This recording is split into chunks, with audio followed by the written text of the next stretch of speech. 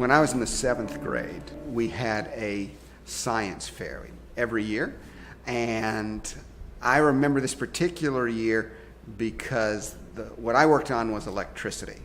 Well, my father's an engineer, and we worked on this together, and I learned a tremendous amount about electromagnetism and several little experiments, set up our little trifold board, went down to the competition at our school. And as it happened, the top 2 would get to go on to regionals.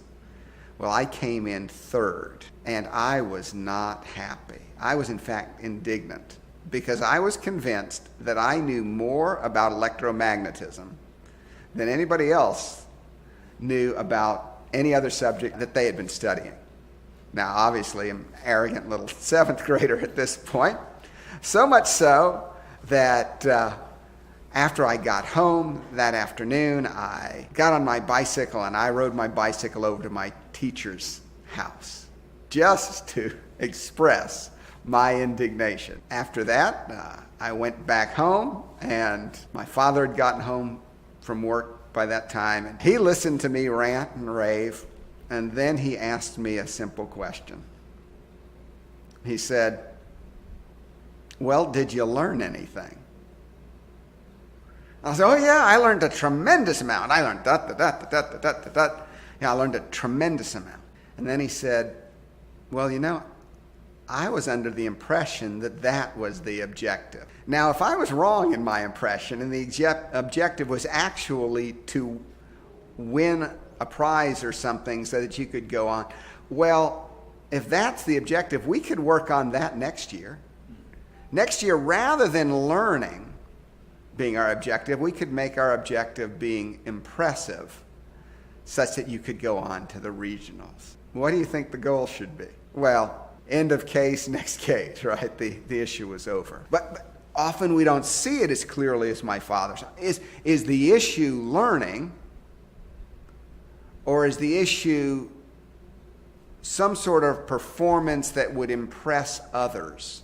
Now, the truth of the matter is, most parents are concerned that their children do well, that they would go to school, that they would lead productive lives, that they would have resumes that would allow that to happen. The thing is, build the character, build the love of learning, build the passion to know, build the discipline to work well. All of that takes care of itself. When Charlotte Mason put together a curricula for her schools, she thought in a very broad way. She wanted them to have many relationships with this great inheritance. She called it our world. And so she had 16 to 17 different subjects in which the students were prepared for each year, and that they would grow in all these varied relationships. As these students encountered these relationships, they would grow in the knowledge of history, and the knowledge of God, in the knowledge of the universe, and the knowledge of humankind, and the knowledge of music and art, and the knowledge of conditioning, of how one's body could be exercised. And it was the hope thereby that they would have many relationships, therefore many choices to choose from as they grew older. Often what I had encountered in education, if you had an interest in something at a young age, that was the area you developed. But she thought otherwise. She thought it was important to give children many relationships at the very beginning of their years. Perhaps the most important thing I've learned is that we are shaped by relationships and the ideas that stand behind those relationships. That healthy living can only occur when there are healthy relationships and healthy ideas behind those relationships.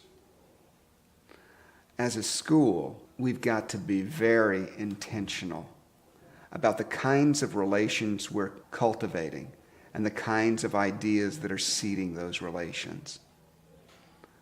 What are the classroom dynamics? What is the relationship between teacher, taught, and text? And how are the hearts and minds of children being shaped? All too often we think we just put children through a factory. If they learn their facts and pass their tests, all will be well.